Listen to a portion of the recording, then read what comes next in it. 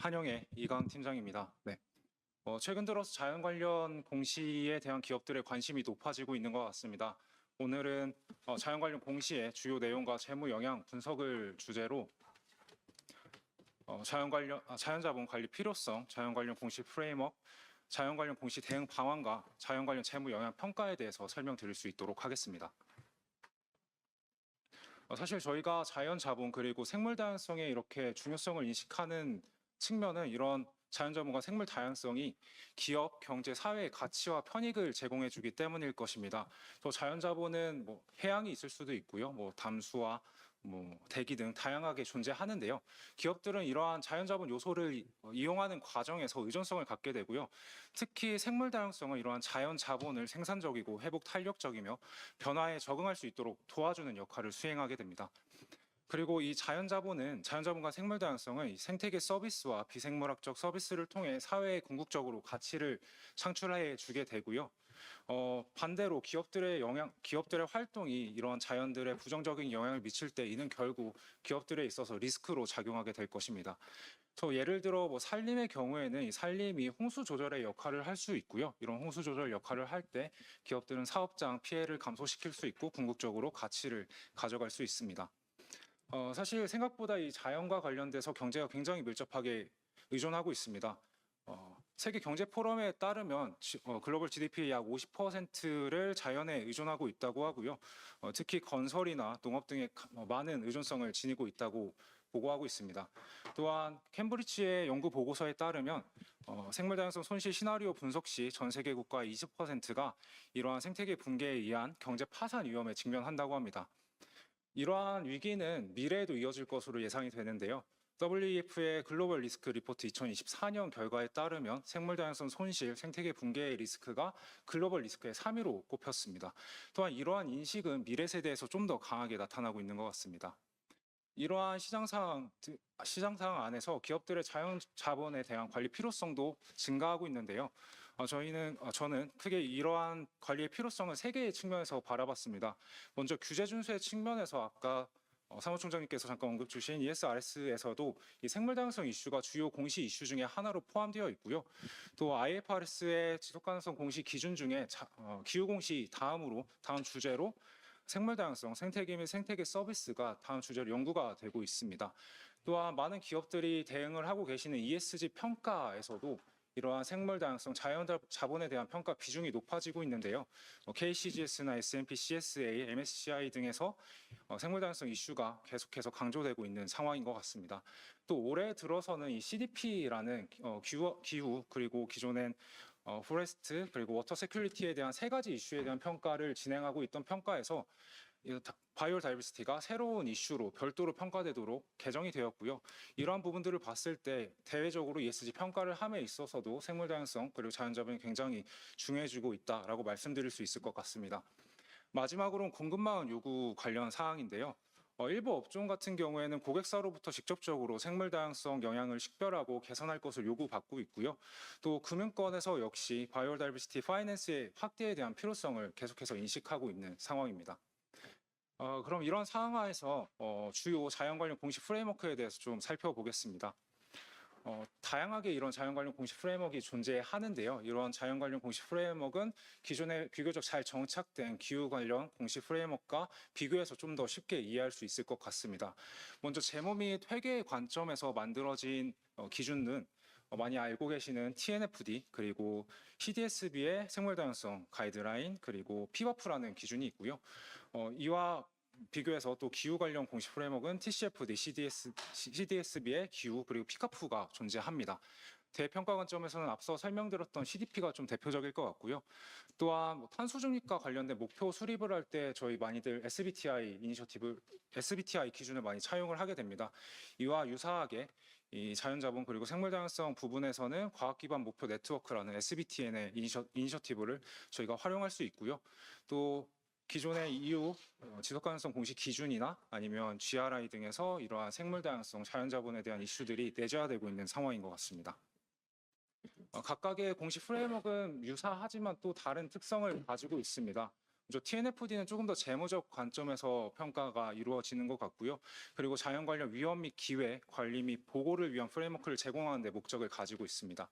SBTA는 앞서 설명드렸던 것처럼 이 자연 관련된 과학 기반의 목표를 설정하는 지침을 제공하는 데 목적이 있고요. GRI는 기업이 활동하는 그 활동에 따라서 어떤 식으로 생물 다양성에 영향을 미치는지에 초점을 맞춰서 공시를 하도록 요구하고 있습니다. 피바프 같은 경우에는 금융기관에 좀 더 초점을 맞춰서 금융기관의 생물 다양성 관련 영향과 위험, 평가를 위한 지침을 제공하고 있고요. 다른 기준들은 이제 자발적인 공시 기준인 반면에 EU ESRS 같은 경우에는 법적 규제로 이미 들어온 상황입니다. 이러한 많은 기준들이 있는데 기업들이 사실은 어떤 기준에 맞춰서 공시를 할지 혼란스러울 수 있을 것 같습니다. 기업의 상황에 따라서 어떤 기준을 채택할지가 좀 달라질 것 같은데요. 복수의 지침을 채택할 때는 각각의 상호 운용성의 관점에서 좀 더 포괄적으로 공시를 추진해야 할 필요가 있습니다. 앞서 말씀드린 이 다양한 공시 기준 중에서 가장 대표적인 것은 TNFD가 있을 것 같습니다. 2021년도에 공식 출범한 이후에 계속해서 관련 기준을 채택하는 기업들이 많이 늘어나고 있고요.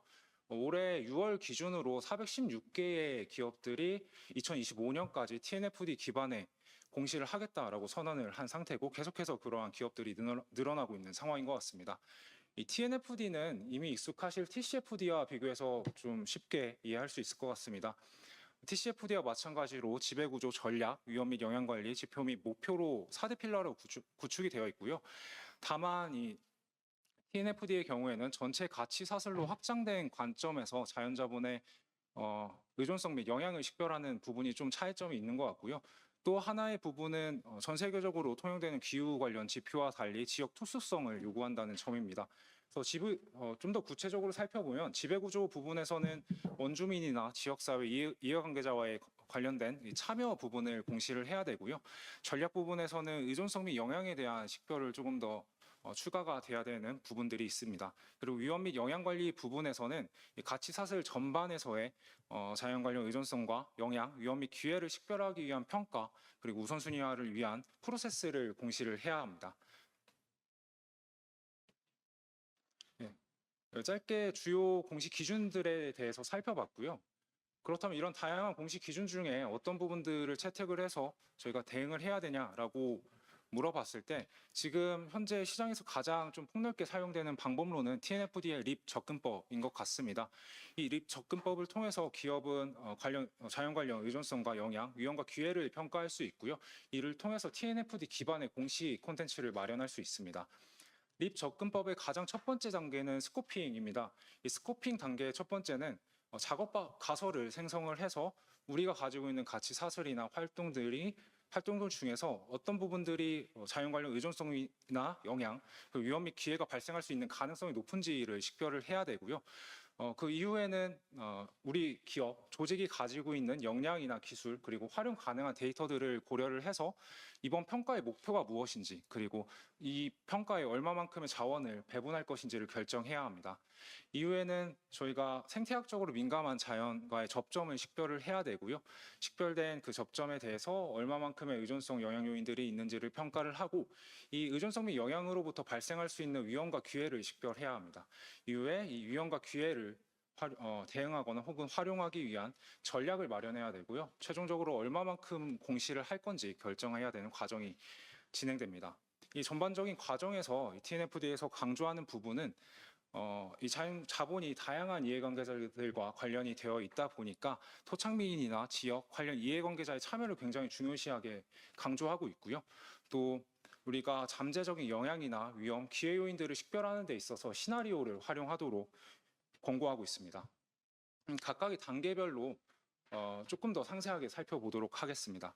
이 스코핑의 목표는 기업이 가진 역량이나 필요성에 맞게 분석 대상을 설정하는 것입니다. 그래서 이 스코핑 단계에서는 주요 매개 변수를 규정해야 되는데요. 주요 매개 변수로는 평가 범위, 평가 목표, 사용 데이터나 자원, 타임라인, 이해관계자 등을 설정을 해야 되고요. 이 단계에서 주의할 점은 이게 스코핑 단계가 전체적인 그 평가의 방향성을 정하는 단계이기 때문에 너무 깊숙이 파고들지 않고 하이 레벨 수준에서 분석을 진행하는 것입니다. 실무적으로 이런 스코핑 단계에서는 자연자본 관련 담당 조직이나 정책 혹은 전사 경영 전략 등을 내부 자료를 분석할 수 있고요. 자연자본 관련 정보 공시 프레임워크나 동종업계 피어사 분석 등의 외부 분석을 진행할 수 있습니다. 이러한 스코프과 더불어서 또 하나 중요한 점이 사실 실무적으로 이 평가를 어떤 외부 그리고 내부 참여자들이 관여를 할 것인지 그리고 그 안에서 어떤 역할을 수행할 것인지를 정하는 부분이 있습니다. 그래서 이 과정을 통해서 보다 효율적으로 립 접근법 기반의 평가를 진행할 수 있습니다. 립 접근법의 로케이트 단계인데요. 이 로케이트 단계에서는 사업 모델과 가치 사슬 범위를 전반적으로 식별을 하고요. 이 부분에서 어느 지역에 위치한 어떤 사업 영역이 어떤 생물 생태계와 무슨 관계인가를 구체적으로 식별해야 합니다. 그리고 이 이후에는 생태학적으로 민감 지역과의 접점을 식별을 해야 되는데요. 이 접점을 식별할 때는 생물 다양성 중요성이 높은 지역 등 TNFD에서 이야기하는 5가지 기준에 맞춰서 평가를 진행할 수 있습니다. 좀 전에 말씀드린 5가지 평가 기준인데요. TNFD에서는 민감한 위치를 보시는 바와 같이 5가지 기준 중 하나 이상을 충족하는 지역으로 정의하고 있습니다. 그래서 이 충족하는 지역을 식별하기 위해서 또다시 평가를 해야 되는데요. 이 평가 과정에서 자연 관련 의존성 및 영향, 멸종 위기종, 보호지역, 물 또는 생물 다양성 위험 수준 등을 분석 가능한 툴을 활용을 해야 되고요. 아이바트나 아니면 WWF의 BRF 그리고 WRF, 포레스트 워치 등 다양한 툴들이 있습니다. 이렇게 다양한 툴들이 있기 때문에 기업들이 각각의 기준들을 충족하기 위해서 어떤 식의 어떤 툴을 설정을 할 건지 어떤 기준을 가져갈 건지에 대한 방법론이 개발돼야 되고요.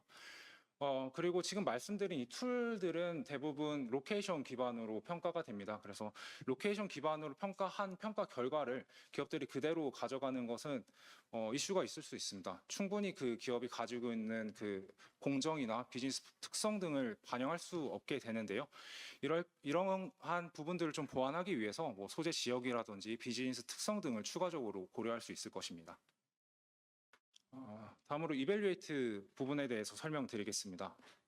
이벨류에이트의 핵심 내용은 의존성 및 영향 요인을 식별하고 여기에 대한 측정을 진행하는 것인데요. 기본적으로 앞서 식별한 민감 지역을 대상으로 해서 의존성 및 영향 요인을 식별하고 각각에 대해서 측정을 하게 되고요. E4에서 보시면은 지금 해당 기업이 영향 중요성 접근 방식, 예를 들면 ESRS나 GRI의 공시에 해당되지 않는다면 바로 SS 단계로 넘어갈 수 있도록 규정하고 있습니다. 그래서 이 부분에서 중요한 부분은 앞서 로케이트 단계에서 사실 놓치는 부분들이 있을 수 있습니다. 그래서 이러한 부분들이 확인되었을 시는 앞서 로케이트의 L3 그리고 L4 단계로 넘어가서 다시 한번 분석을 진행을 해야 되고요.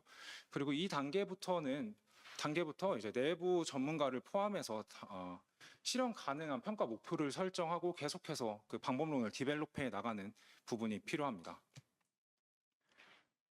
이 의존성과 영향을 평가하기 위해서 가장 많이 사용되는 툴이 앵코어라는 툴입니다. 이미 많은 기업들께서 이 툴을 사용해서 공시를 하고 계신 걸로 알고 있는데요. 예를 들면 A 산업의 비공정을 저희가 입력을 하면 앵코어 툴을 통해서 각각의 의존성 그리고 영향 요인에 대한 분석 결과가 나오게 됩니다. 그렇지만 이 결과 역시 기업들이 산업과 공정을 넣으면 자동으로 이렇게 나오는 결과값입니다. 그래서 이 해당 기업의 특성에 맞게 다시 한번 커스터마이징하는 작업이 필요하고요. 이를 위해서 데스크 리뷰를 진행을 하고 담당자 인터뷰 등을 진행을 해서 예를 들면 우리가 관련 없는 의존성 요인이 앵커 툴 분석 과정에서 나왔다라고 하면 제하하는 등 이러한 부분 등을 추가적으로 고려할 수 있습니다. 다음으로 SS 단계 부분은 앞서 그 이벨리에이트 단계에서 평가한 의존성과 영향 평가 기반으로 어떠한 자연 관련 위험과 기회가 도출되는지를 식별하는 과정이고요. 또 이 단계에서는 기존 위험 관리 프로세스 내에서 우리의 자연 관련 위험과 기회 요인들을 어떻게 관리할 수 있을지도 연계를 생각해 봐야 됩니다. 이후 위험과 기회에 대해서 규모나 발생 가능성, 취약성 등에 기반해서 우선순위화를 진행을 하고요. 마지막으로 어떤 부분까지 우리가 위험 및 기회 요인들을 공시할 건지 확인하기 위해서 위험과 기회 중요성 평가를 진행하게 됩니다. 이 위험과 기회 중요성 평가 단계에서는 의존성과 영향 기반의 익스포저 매트릭스 그리고 또 한편으로는 위험 및 기회의 재무 영향 기반의 매그니튜드 매트릭스를 평가를 하게 되고요. 이 SS 단계에서는 궁극적으로 자연 관련 위험과 기회 롱리스트 그리고 주요 자연 관련 위험과 기회 숏리스트가 도출이 되고 우선순위 위치라든지 기존 위험 관리 프로세스와의 통합 조정 방안이 도출되게 됩니다. 그리고 이 과정에서 이 잠재적인 요인들을 식별하기 위해서 TNFD가 이야기하고 있는 2x2 시나리오 프레임워크가 있습니다. 그래서 이 시나리오를 통해서 탐색적인 시나리오 적용을 진행할 수 있습니다. 네, 좀 전에 말씀드린 2x2 시나리오 부분인데요. 보시는 것처럼 크게 물리적 그리고 전환 위험의 큰 축으로 구성되어 있습니다. 그래서 이 TNFD에서 이야기하는 것은 이 2x2 시나리오를 통해서 관련된 이해와 사고, 계획 등의 확장에 초점을 맞춰서 활동을 진행을 하고 이러한 부분들을 탐색적으로 활용하라라고 이야기를 하고 있고요. 실무적으로는 다양한 전문 배경을 가진 직원과 외부 전문가를 포함한 참여형 워크숍을 진행을 할 수 있고요. 이 워크숍 과정에서 지금 보시는 것처럼 이 사분면 안에서 발생 가능한 기회와 위험 요인들을 식별을 하고 이로부터 발생할 수 있는 영향들 그리고 미래 전략 선택에서의 함의 등을 검토할 수 있습니다. 그러나 궁극적으로 TNFD에서 요구하는 것은 이 두 개의 불확실성 축 말고 그것을 넘어서 좀 더 다중적인 요인 등을 통합하는 것이고요. 또 모델링도 좀 더 디벨롭을 해서 정량화하는 것까지 궁극적으로 목표로 하고 있습니다. 마지막으로 프리페어 단계입니다. 이 프리페어 단계에서는 앞서 식별된 위험 및 기회 요인을 중심으로 어떻게 전략 대응을 할 것인지를 결정하는 부분이고요. TNFD에서는 SBTN의 목표 설정 방법론 적용을 권고하고 있습니다. 또한 이 과정에서 기업은 구체적인 목표와 성과관리 지표를 설정을 해야 되고요. 이러한 과정에서 이해관계자의 참여 역시 권고하고 있는 상황입니다. 네, SBTN의 AR3T 프레임워크를 이미 또 많이 보셨을 것 같은데 이 AR3T 프레임워크에 기반해서 기업들이 관련된 활동과 조치를 좀 식별을 할 수 있고요. 이 AR3T는 자연과 관련된 부정적인 영향 방지 및 부정적인 영향을 완전히 제거하는 어보이드 그리고 완전히 제거할 수 없는 영향들 등을 최소화하는 리듀스, 완전히 파괴된 생태계를 복원하는 리스토리 있고요. 또 생태계가 최소한의 기능을 수행할 수 있도록 되돌리는 리제너레이트가 있을 수 있을 것 같고요. 또 하나는 완전한 신규 시스템이나 아니면 신규 비즈니스 도입을 통해서 근본적인 변화를 추구하는 트랜스폼으로 나뉠 수 있을 것 같습니다. 기업들은 이러한 그 AR3T 기반으로 해서 지금의 활동과 성과 등을 좀 구분해서 평가를 할 수 있을 것이고요. 이를 통해서 완화 조치와 지표 및 목표를 설정하고 최종적으로 공시를 진행할 수 있습니다. 그리고 이 목표 설정할 때 앞서 조금 생략이 됐는데 TNFD에서는 글로벌 혹은 그 국가의 정책 혹은 협약에 따라서 이것과 온라인에서 목표를 설정하기를 권고하고 있고요. 그리고 기업들이 공시를 필요로 하는 공시 기준이 다르기 때문에 이에 따라서 공시를 진행하도록 권고하고 있는 상황입니다. 다음으로 자연 관련 재무 영향 평가에 대해서 말씀드리겠습니다. 사실 자연 관련 위험과 기회 요인은 다양한 경로를 통해서 기업에 재무적인 영향을 미칠 수 있습니다. 크게 자연 관련 위험을 살펴보면 기후와 마찬가지로 물리와 전환으로 좀 나눌 수 있고요. 이 부분들은 급성이나 만성, 정책 등 세부적인 위험으로 나뉠 수 있습니다. 구분할 수 있습니다. 그래서 이러한 위험들에 대해서 해당 기업이 충분한 회복 탄력성을 갖거나 이러한 이슈들과 관련된 기회 요인들을 발견했을 시 이러한 부분들은 도리어 기업의 비즈니스 성과와 지속 가능성 성과로 이어질 수 있습니다. 이 자연 관련 위험과 기회로부터의 재무적 영향 경로는 수익이나 비용, 자본 지출의 변화 혹은 자본 비용에 따른 변화 등으로 이어질 수 있고요. 이러한 재무 영향을 측정하기에 앞서 가장 중요한 부분은 이 앞서서 이 위험과 기회 요인들을 가능한 구체적으로 식별해야 된다는 점입니다. 자연 관련 위험과 기회의 중요성 평가 부분이고요. 조금 더 앞으로 돌아가면 이 자연 관련 위험과 기회 요인들이 굉장히 많이 나올 수 있고 이러한 부분들을 한번 평가를 하는 과정이 필요합니다. 그래서 앞서 말씀드렸던 것처럼 자연 관련 의존성과 영향에 기반한 지표인 익스포저 매트릭스가 평가될 수 있고요. 그리고 자연 관련 위험 및 기회, 재무적 영향에 대한 평가 지표인 매그니튜드 매트릭스가 평가될 수 있습니다. 뭐 예를 들면 배출 오염물질 오염물질로 담수 서식지가 황폐화된다라는 리스크가 있을 수 있습니다. 이러한 경우에 기업이 이 익스포저 매트릭스를 측정하기 위해서 배출 오염물질 양과 농도를 측정할 수 있고요. 또는 뭐 담수 생태계 평균종, 개체수 변화 등을 측정할 수 있습니다. 반대로 재무 영향과 관련해서는 운영 및 공급업체 이전과 관련된 비용이 발생할 수 있고요. 또 보건 비용과 관련된 부분이 발생할 수 있습니다. 저희가 재무 영향이라고 흔히 얘기하는 부분은 이 매그니튜드 매트릭스에 좀 해당된다라고 생각하시면 좋을 것 같고요. TNFD도 역시 가능한 매그니튜드 매트릭스를 정량화해서 평가하고 공시하도록 요구하고 있는 상황입니다. 그래서 자연 관련 재무 영향 정량화를 위해서는 다각적인 검토와 분석이 필요합니다. 이 부분들을 크게 세 가지 단계로 볼 수 있을 것 같은데요. 먼저 자연 관련 중요 위험 및 기회 요인을 식별을 하고요. 이로부터 발생 가능한 재무 영향 경로를 파악하고 이때 잠재적 영향을 평가하기 위해서 시나리오 분석을 활용할 수 있습니다. 마지막으로 재무 영향을 산정하기 위해서 산정식을 개발하고 궁극적으로 재무제표에 어떤 영향을 미치는지까지 매칭을 해볼 수 있습니다. 예를 들어 전환 위험 같은 경우에 전환 위험의 법적 책임에서 한 개 기업이 법적 제한을 초과하여 조직에서 배출한 오염물질로 인한 담수 서식지 황폐화의 리스크를 맞들일 수 있고요. 이러한 과정에서 해당 기업은 필요한 인력 그리고 활동 모니터링 비용이 증가할 수 있고 또는 운영 지연, 허가 거부로 인한 손실이 발생할 수도 있습니다. 이러한 다양한 재무 영향 경로들을 각각의 산정식을 개발을 해야 되고요. 필요한 인력 및 활동 모니터링 비용 증가와 관련해서 만약에 재무 영향 산정식을 개발한다고 했을 때 이 인력과 관련해서는 관리부서 평균 임금에 필요한 인력 수를 곱해서 관련된 비용을 산출할 수 있을 거고 또 모니터링 비용과 관련해서는 수질오염 모니터링 시스템 구축 비용에 관련해서 설치 사업 장수의 평균 시스템 단가, 설치 단가, 그리고 여기에 유지보수 비용 등을 추가를 해서 정량화할 수 있을 것입니다. 그리고 이러한 부분들은 궁극적으로 재무제표의 운영비 등에 포함돼서 영향을 미칠 수 있습니다. 앞서서 쭉 말씀드린 이러한 과정들을 통해서 기업들이 콘텐츠를 만들어낼 수 있고요. TNFD는 기본적으로 IFRS S1 기반의 공시를 요구하고 있습니다. 그래서 이 정보 사용자들이 자연 관련 문제들이 조직의 전략 및 의사결정에 미치는 영향을 이해할 수 있도록 정보를 공개하도록 요구하고 있고요. IFRS는 기본적으로 재무적 관점의 중요 정보를 포함하도록 요구하고 있습니다. 그래서 자연 관련 문제에 대한 조직의 대응과 앞으로의 계획 등을 포함해야 하고요.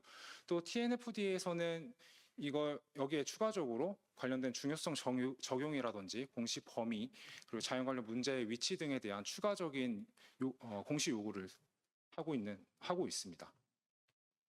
지금까지 쭉 내용들을 말씀을 드렸는데 사실 제가 말씀드린 사항들을 모두 적용하기에는 저희가 자연자본과 관련된 부분들이 너무 넓고 많기 때문에 인적으로 그리고 물적으로 부담이 될 수밖에 없습니다. 또한 활용 가능한 데이터도 부족하고요. 모델도 부족합니다.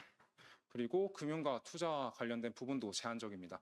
그렇지만 앞서서 한번 말씀드렸던 것처럼 전 세계 기업들이 계속해서 이 자연자본과 관련된 공시를 확대하고 있는 상황이고요. 실제 제가 검색을 해봐도 작년 대비 올해 TNFD 프레임워크를 기반으로 공시한 글로벌 기업들이 굉장히 많이 늘었더라고요. 그리고 시나리오와 관련해서도 사실은 이 지역 기반의 특성이 있기 때문에 관련된 자연 관련 시나리오가 많지 않은 상황인데요. 다만 작년에 IPR FPS 플러스 네이처 시나리오라고 자연 관련 기후와 자연 관련된 혼합된 시나리오가 나왔고요. 금융안전위원회에서 관련된 보고서를 발간하는 등 좀 연구와 개발이 지속되고 있는 상황입니다. 또 시장에서 자연과 관련된 금융 필요성이 계속해서 확대가 되고 있고요. 지금 열리고 있는 콥16에서도 이 생물 다양성 기금을 어떻게 조달할 것인가가 중요한 의제 중 하나로 꼽히고 있더라고요. 그래서 이러한 그 시장 상황 안에서 기업들이 지속적으로 관련 정책과 시장 그리고 기술 모니터링을 실시를 하고 관련해서 지속 가능한 성장을 위한 경쟁력 확보의 차원에서 자연자본 공시를 좀 접근한다면 어떨까라는 생각이 듭니다. 이상으로 발표 마치도록 하겠습니다. 감사합니다.